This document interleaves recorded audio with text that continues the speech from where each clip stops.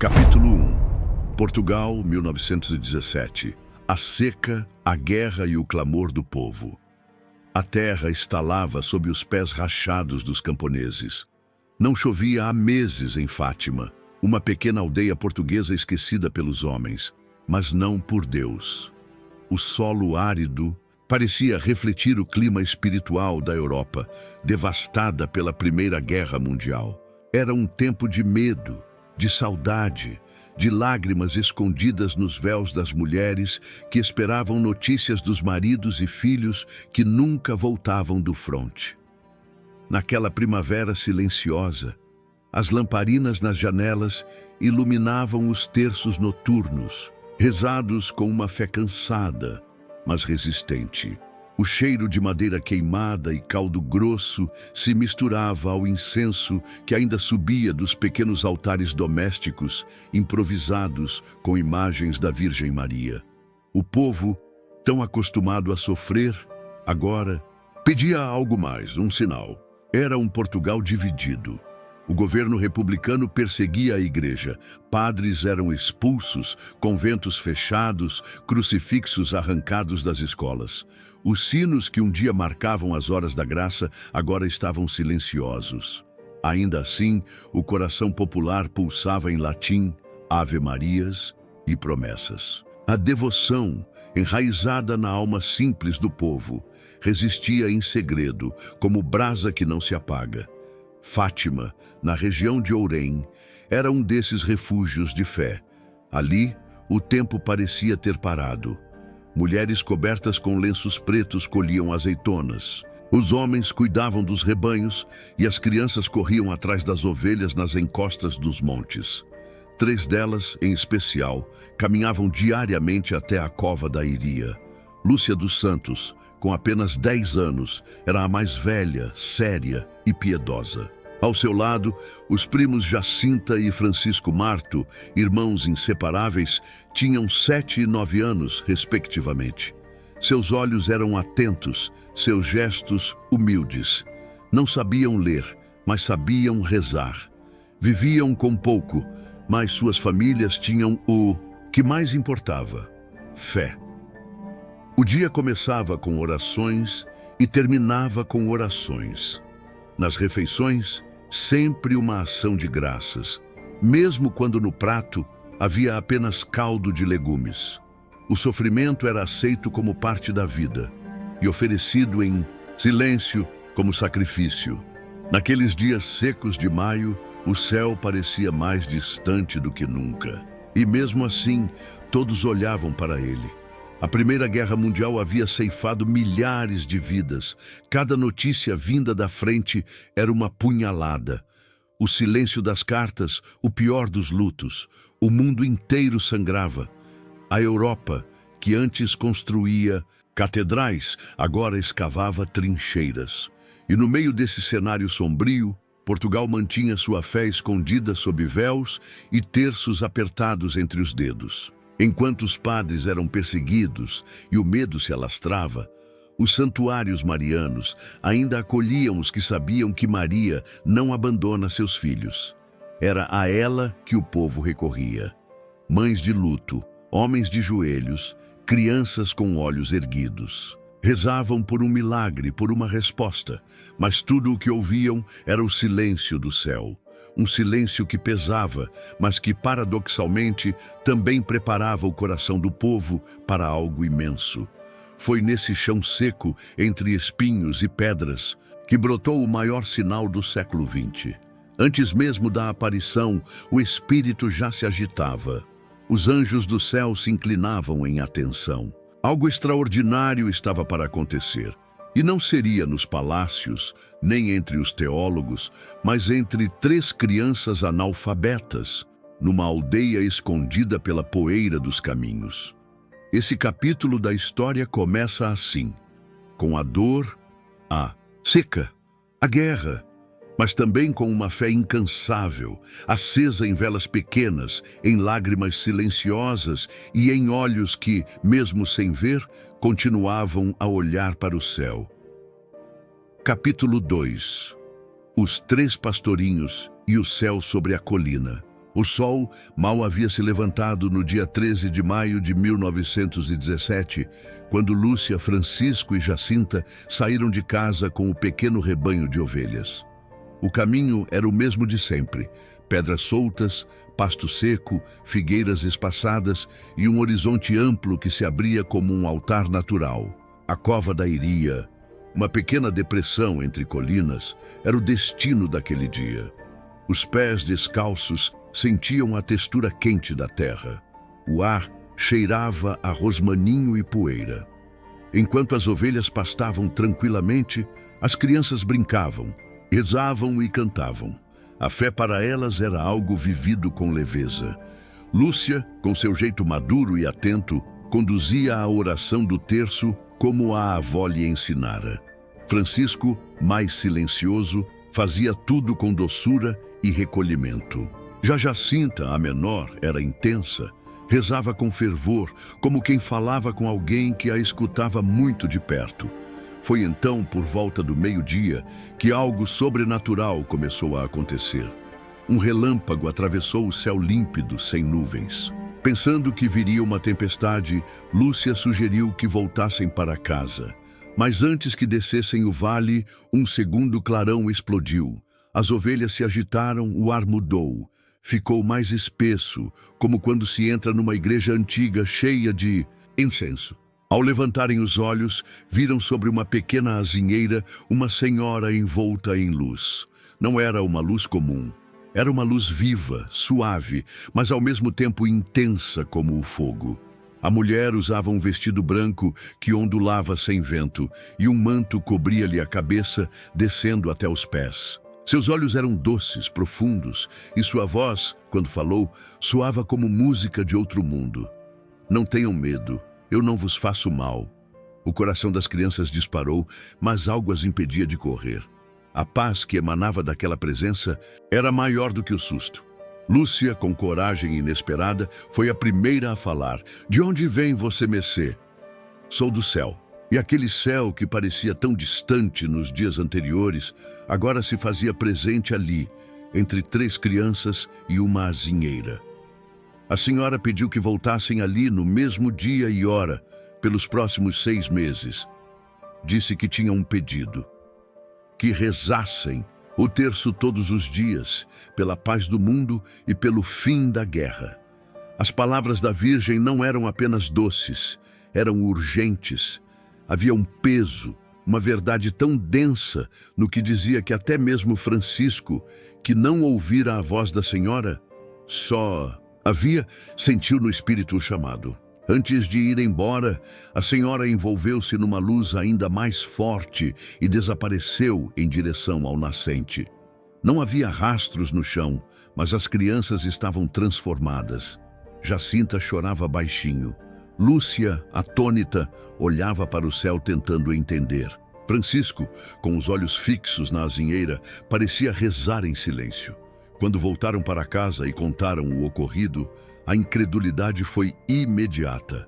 A mãe de Lúcia, preocupada e rígida, repreendeu-a com severidade. Achava que era invenção ou coisa do demônio. Já os pais de Jacinta e Francisco, mais humildes e simples, creram com o coração, mesmo sem entender tudo. O que ninguém sabia é que aquele 13 de maio havia inaugurado uma série de encontros entre o céu e a terra. Uma janela tinha se aberto, e ali, no meio da cova da Iria, entre ervas rasteiras e pedras quentes, o mundo começava a mudar. Nos dias seguintes, um burburinho tomou conta da vila. Uns zombavam, outros se emocionavam, e muitos, no silêncio, voltaram a rezar. A fé, que antes sobrevivia escondida, agora ganhava novo fôlego. Algo grande estava por vir. E o céu escolhera 3 crianças pobres, sem estudo, sem poder, mas com corações abertos. E quando o céu escolhe, ninguém pode impedir. Capítulo 3. Mensagens do céu e o segredo dividido. Desde o primeiro encontro com a senhora vestida de luz, os dias das 3 crianças mudaram por completo. As brincadeiras inocentes deram lugar a momentos longos de oração, jejum e silêncio. A leveza dos dias de pastoreio agora era entrecortada por um peso novo, o peso do céu. Nos encontros seguintes, sempre no dia 13 de cada mês, ao meio-dia, a Virgem Maria foi revelando pouco a pouco os desejos do seu imaculado coração. A cada aparição, mais pessoas se juntavam na cova da Iria. O cheiro de velas acesas, os murmúrios das orações e o olhar esperançoso dos romeiros criavam um ambiente de devoção única.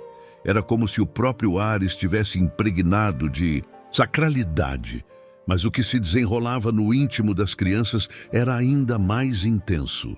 Em 13 de julho, aconteceu algo que Lúcia jamais esqueceria.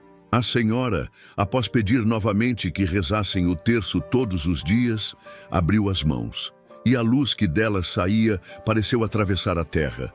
Nessa luz, os três viram uma visão terrível: o inferno, chamas imensas, gritos lancinantes, almas em desespero, demônios com formas assustadoras. Jacinta tremeu e chorou.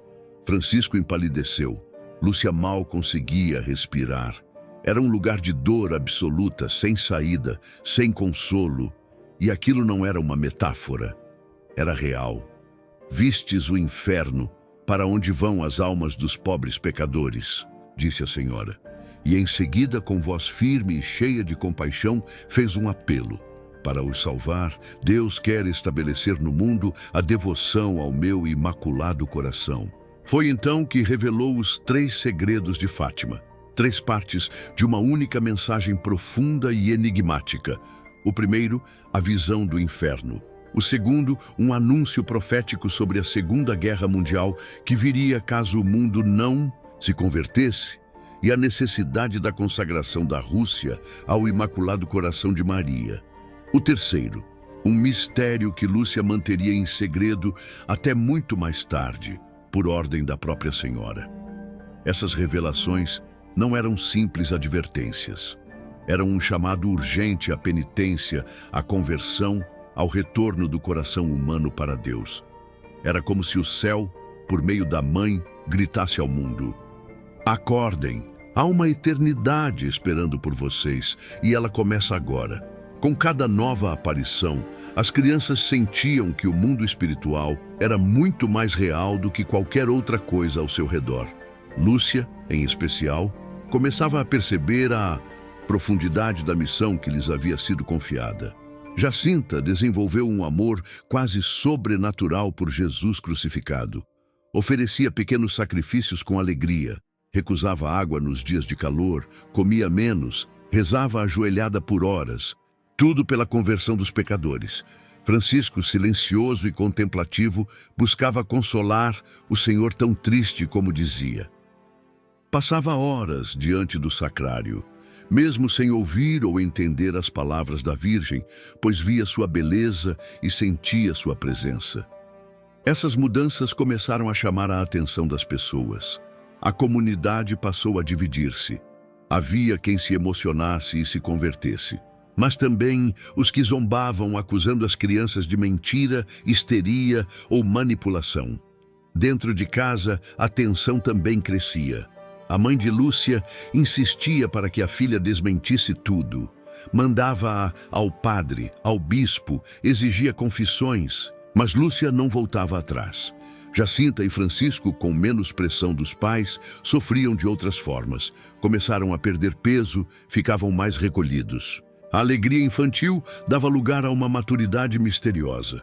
Mesmo com tudo isso, as crianças nunca deixaram de ir à cova da Iria. Nem a dor, nem o medo, nem o escárnio, nada as impedia. Sentiam que faziam parte de algo que ultrapassava suas pequenas vidas. Um chamado eterno.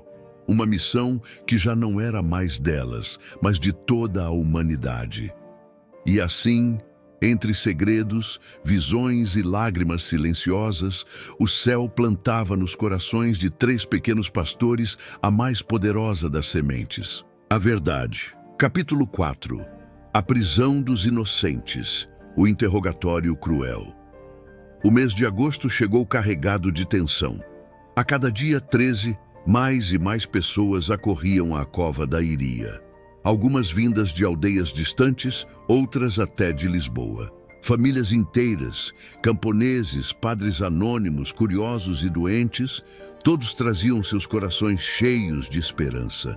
Mas o governo republicano, abertamente anticlerical, via com preocupação esse crescimento da fé popular.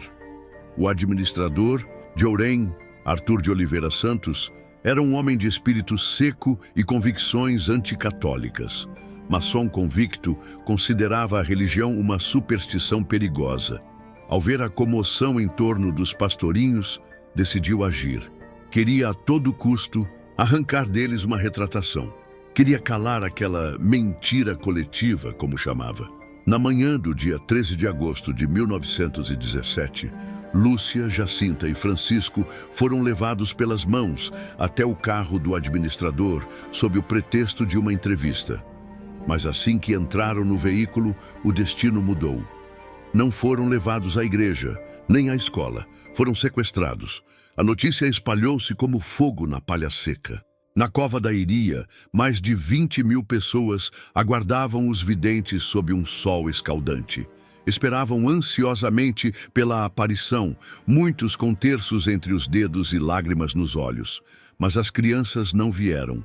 Foram levadas para a prisão municipal de Ourém, onde ficaram detidas por 2 dias. O ambiente era hostil. As celas, úmidas e mal cheirosas, cheiravam a mofo e suor. Presos comuns, muitos deles homens rudes, olhavam com desconfiança para os pequenos rostos assustados. Jacinta, especialmente sensível, começou a chorar. Mas mesmo ali, no meio da sujeira e do medo, as crianças não perderam a fé. Lúcia puxou o terço. Francisco acompanhava em silêncio e até os presos começaram a se emocionar com aquela cena improvável. 3 pequenos pastorinhos, ajoelhados no chão sujo da cela, rezando com fervor. O administrador tentou de tudo. Separou-os, ameaçou-os com óleo fervente, dizia que os mataria se não confessassem que estavam mentindo. Disse a Jacinta que Lúcia já havia sido queimada viva. Disse a Lúcia que Francisco implorava para que ela desmentisse. Tentou quebrar a confiança entre eles, mas não conseguiu. Jacinta, com lágrimas nos olhos, respondeu: "Se nos matam, vamos para o céu, e lá eu peço à Senhora por ele." Nem a mais jovem vacilou. A firmeza dos 3 pequenos era inexplicável. Não era coragem comum, era algo que vinha de dentro, como uma fortaleza invisível. Não tinham argumentos, nem defesas, nem poder algum, mas tinham a verdade, e isso bastava. Ao fim de 2 dias, vencido pela pressão popular e pelo medo de uma revolta, o administrador soltou as crianças. Voltaram para casa exaustos, mas em paz. Quando reencontraram suas famílias, houve choro, alívio e uma nova certeza.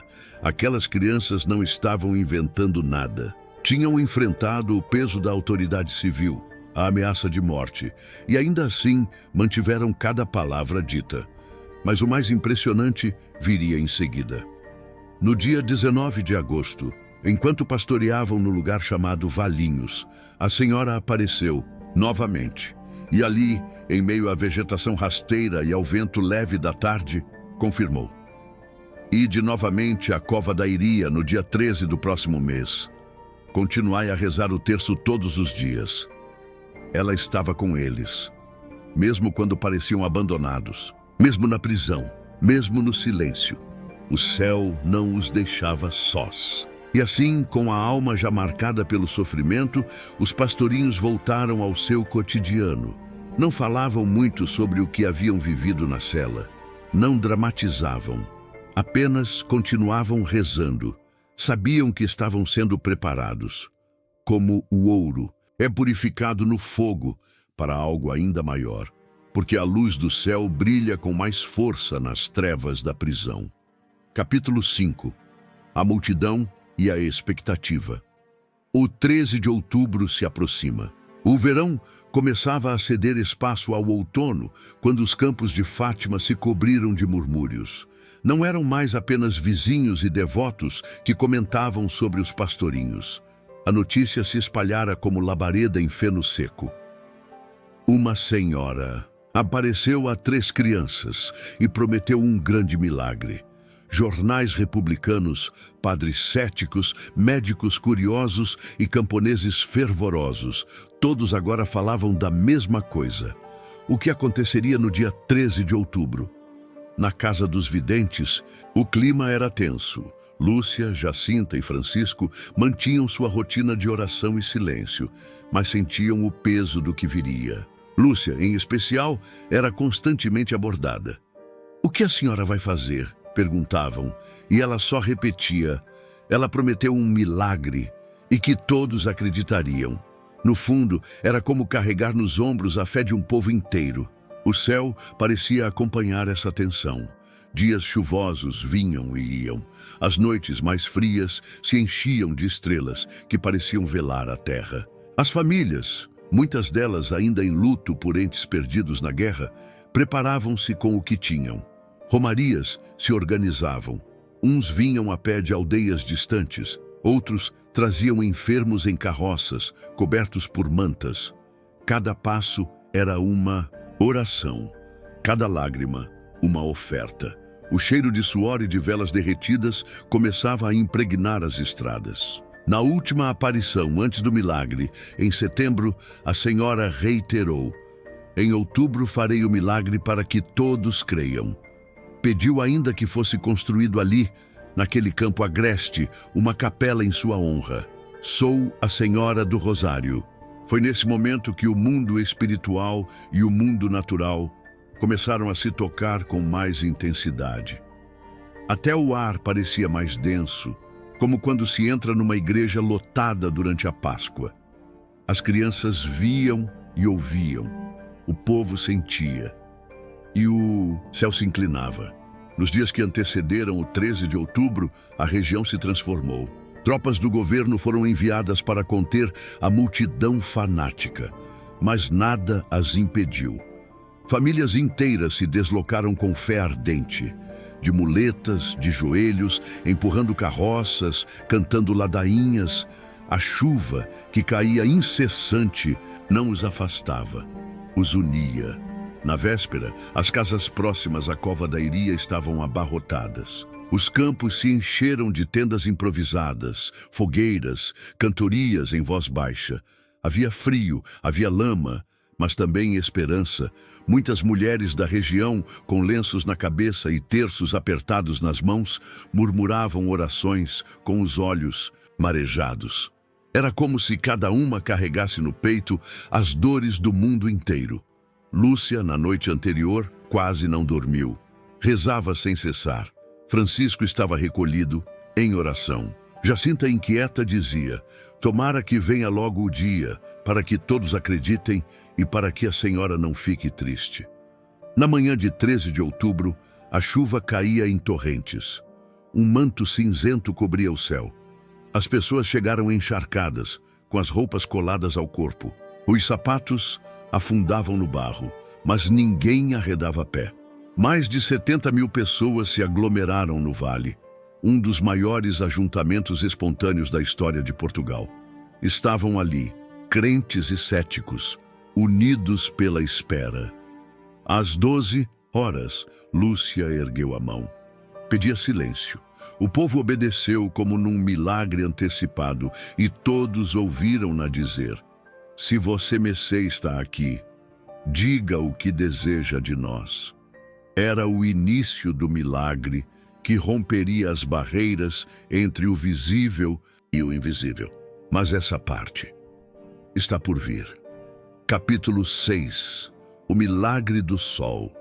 Luz que dança e queima as dúvidas. O dia 13 de outubro de 1917 amanheceu envolto por uma cortina espessa de nuvens. A chuva, que caía desde a madrugada, transformara o solo da Cova da Iria num lodaçal espesso. Botas afundavam, roupas colavam ao corpo, havia frio e havia fé. Mais de 70.000 pessoas enfrentaram a intempérie. Camponeses, donas de casa, padres disfarçados, jornalistas, médicos, soldados, uns em silêncio, outros rezando. Havia choro contido e murmúrios de ladainhas. O cheiro de terra molhada, de lã úmida, de vela queimada, mães com crianças ao colo, idosos com terços pendendo dos dedos enrugados. A humanidade inteira estava ali, condensada em um só vale, à espera de algo que não sabiam explicar, apenas sentir. No centro, Lúcia, Francisco e Jacinta. Lúcia com os olhos fixos no céu cinzento, Francisco de cabeça baixa orando. Jacinta segurava o terço com tanta força que seus dedos ficaram vermelhos. Todos esperavam. O relógio se aproximava do meio-dia. De repente, como um rompimento do próprio ar, a senhora apareceu sobre a azinheira. Sua luz atravessava as nuvens, como se o céu obedecesse à sua presença. Lúcia ouviu sua voz, suave e firme. Quero dizer-te que façam aqui uma capela em minha honra. Sou a Senhora do Rosário. Que continuem sempre a rezar o terço todos os dias. A guerra está para acabar e os soldados voltarão em breve para suas casas. Lúcia então perguntou: Você, Messê, quer mais alguma coisa? A senhora respondeu: Não quero mais nada. E então abriu os braços. Um raio de luz intensa disparou para o céu. Lúcia, movida por impulso divino, gritou com força para a multidão: Olhem para o sol. O que se seguiu está registrado nos relatos de jornalistas céticos, em cartas, em testemunhos juramentados. O que se seguiu é o que passou à história como o milagre do sol. As nuvens se rasgaram como um véu. O sol apareceu. Não brilhava como de costume. Girava. Sim, girava sobre si mesmo com uma velocidade espantosa, irradiando luzes de várias cores: vermelho, azul, amarelo. Um disco de fogo giratório, como uma hóstia viva. A luz dançava sobre os rostos atônitos, sobre os lenços, sobre as árvores. Tudo ganhava tons sobrenaturais. E então, o sol pareceu desprender-se do céu. Desceu, desceu, como uma bola de fogo girando em espiral, em direção à multidão. Gritos tomaram o vale. Uns rezavam em voz alta, outros caíram de joelhos na lama. Muitos gritavam seus pecados como em confissão pública. Havia pânico, havia reverência, havia um temor sagrado. O céu estava falando e o mundo não tinha palavras para responder. Algumas mulheres gritaram nomes de filhos mortos na guerra. Outras apertavam crucifixos contra o peito. Muitos choravam convulsivamente. A lama que cobria os corpos já não importava, porque o céu tocava a terra e o coração humano sabia disso, ainda que não compreendesse. O sol então parou e lentamente voltou à sua posição normal. O céu retomou sua cor. O calor que antes assustava deu lugar a um silêncio sobrenatural. E nesse momento, um segundo milagre foi percebido. As roupas das milhares de pessoas, completamente encharcadas, momentos antes estavam secas. O chão, antes um pântano, já não era lama pura. Era como se Deus tivesse enxugado com as próprias mãos as lágrimas e o barro de seu povo. Não houve mais dúvidas. Jornalistas anticlericais que foram para desmentir saíram convertidos. Céticos se calaram. O milagre havia sido prometido e cumprido. Enquanto isso, Lúcia, Francisco e Jacinta se despediam da senhora com os olhos marejados. Sabiam que mesmo com aquele sinal grandioso, o caminho deles ainda seria marcado por cruzes. Mas naquele instante, o céu tinha vencido e o povo acreditou. Capítulo 7. O depois do milagre. Ceticismo, fé e missão. O vale da cova da Iria, outrora esquecido e silencioso, tornara-se o centro da fé de milhares. Romarias se multiplicaram. Capelas improvisadas surgiram no local da aparição. Lenços, medalhas, terços e promessas foram deixados como oferendas de gratidão. Pessoas que estiveram presentes naquele 13 de outubro jamais esqueceram o que seus olhos viram e o que suas almas sentiram. Era impossível duvidar do que presenciaram. Contudo, se para o povo a fé florescia com força, para os 3 pastorinhos a cruz se tornava mais pesada. Não era mais apenas a incredulidade dos vizinhos ou a vigilância do governo. Agora, as perguntas vinham de todos os cantos. Padres, bispos, teólogos, jornalistas. Eram interrogatórios longos, cartas que chegavam aos montes, viagens forçadas para depor diante de autoridades eclesiásticas. 3 crianças pobres, analfabetas, tímidas, habituadas ao silêncio dos campos, se tornaram, de um dia para o outro, porta-vozes do céu. Lúcia, com apenas 10 anos, assumiu a maior parte desse peso. Era ela quem falava com a senhora. Era ela quem recordava as palavras, os detalhes, os gestos. Ela sentia o peso da responsabilidade e muitas vezes chorava sozinha à noite, pedindo a Deus que a deixasse voltar à vida simples com as ovelhas. Mas não havia mais retorno. Francisco, silencioso como sempre, dizia que queria consolar a Nosso Senhor, que está tão triste por causa dos pecados do mundo. Ele se retirava por horas, sozinho, na igreja da aldeia. Rezava com o rosto colado ao chão frio. Já sentia que não viveria muito tempo, e isso não o assustava. Era um desejo, quase. Um anseio de estar com Deus. Jacinta, por outro lado, mergulhou num amor profundo pelos pecadores. Era como se ela carregasse no corpo frágil a dor do mundo. Jejuava secretamente, recusava pequenos prazeres, oferecia tudo pelos que não amam. A Deus. Em suas visões íntimas, viu guerras, perseguições e um papa rezando em lágrimas. Ficava muitas vezes em silêncio, olhando para o céu, com uma maturidade dolorosa para seus 7 anos. O mundo os celebrava, mas eles não se sentiam heróis. Sentiam-se escolhidos, mas para sofrer. Em 1918, a gripe espanhola assolou Portugal. Uma onda de morte percorreu as aldeias, como uma foice invisível. Francisco foi o primeiro a adoecer. Seus olhos escureceram. A febre o consumia lentamente, mas em momento algum murmurou. Com o terço nas mãos, pedia apenas: "Quero comungar", antes de morrer, e foi atendido. Recebeu a Eucaristia com lágrimas e paz. 2 dias depois, com o rosto sereno, entregou a alma a Deus. Tinha apenas 10 anos. Jacinta piorou logo depois. Sua tosse era profunda, com sangue. Foi levada a Lisboa para tratamento sozinha, como a Virgem lhe havia dito que aconteceria. Internada num hospital estranho, sem a presença da mãe ou de Lúcia, sofreu em silêncio. Suportou cirurgias dolorosas sem anestesia. Oferecia tudo pela conversão dos pecadores.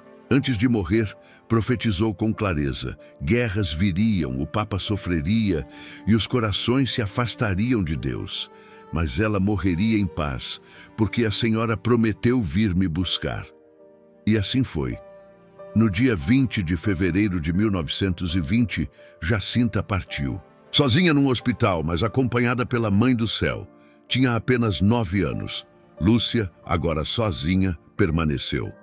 Sua missão era longa. Tornou-se religiosa, depois carmelita, e continuou a divulgar a mensagem de Fátima por décadas. Escreveu memórias, revelou os segredos com o tempo, foi ouvida por papas. Viveu até os 97 anos. Era o eco vivo de tudo o que o céu havia dito. Enquanto isso, o mundo oscilava entre a fé e o ceticismo. O Vaticano, após estudos e investigações, reconheceu oficialmente a veracidade das aparições em 1930. A devoção a Nossa Senhora de Fátima cresceu sem parar. Igrejas, procissões, consagrações. Em 1984, o Papa João Paulo II consagrou o mundo ao Imaculado Coração de Maria, como a Senhora havia pedido. E até hoje, milhões de pessoas percorrem os caminhos de Fátima em silêncio ou cantando, com velas nas mãos e fé no coração. Porque naquela terra onde o céu tocou a terra, o mundo aprendeu a escutar a voz de Deus através da voz de uma mãe. Chegamos ao final desta caminhada sagrada. Agora, não é mais a história que fala. É o coração de uma mãe que apareceu entre pedras e pastores, trazendo uma mensagem de paz, penitência e esperança. Vamos silenciar a alma. Respire fundo. Deixe que as imagens do milagre ainda dancem diante dos seus olhos. Agora é hora de rezar. A brisa da noite sopra sobre os campos de Fátima. A névoa rasteira se move entre os ciprestes como véus de um templo invisível. O cheiro de incenso ainda parece pairar no ar, como se a última ladainha ainda ecoasse pelas colinas. Lá, onde 3 crianças ajoelharam entre ovelhas e visões celestes, há um altar eterno erguido não de pedra, mas de fé. E é diante desse altar invisível que nos colocamos agora. Feche os olhos da alma, sinta a luz que brota do silêncio e una-se a essa oração. Mãe Santíssima Senhora do Rosário, tu que desceste do céu envolta em luz para falar aos pequenos e confundir os grandes, olha por nós agora. Em tempos de guerra, apareceste com palavras de paz. Em meio ao barulho do mundo, vieste com um pedido de silêncio e conversão. Em dias de frieza e indiferença, trouxeste o calor do teu imaculado coração. Nós te pedimos, ó Mãe de Misericórdia, intercede por nossos filhos, por nossas famílias, por esta geração tão ferida. Ensina-nos a rezar o terço com fé, com amor, com lágrimas, se for preciso, mas com a certeza de que cada conta tocada é um passo a mais em direção ao céu. Tu que mostraste o inferno às crianças, não para assustar, mas para alertar. Livra-nos do pecado e da cegueira espiritual, que possamos enxergar além das aparências e viver cada dia como quem prepara o coração para a eternidade. Mãe do silêncio, que tudo viu e tudo guardou, visita nossas casas, entra nos quartos onde choramos sozinhas, cura nossas feridas mais antigas e dá sentido às nossas perdas. Tu que enxugaste as lágrimas de Jacinta, acolhe também as nossas, essas que ninguém vê, mas que tu conheces uma a uma. Consagramos a ti nossas dores, nossas lutas e nossas alegrias. Consagramos nossas famílias, nossas doenças, nossas memórias. E te pedimos, leva tudo ao coração do teu Filho, para que ele transforme em graça aquilo que hoje parece cruz. Nossa Senhora de Fátima, tu que fizeste o sol dançar, faz também dançar de novo a fé nos corações ressequidos. Desce sobre nós tua bênção, como a luz suave daquela manhã de outubro. E quando chegar nossa última hora, não permitas que caminhemos sozinhas. Vem, como vieste à cova da Iria, toma-nos pela mão e leva-nos contigo ao céu. Amém.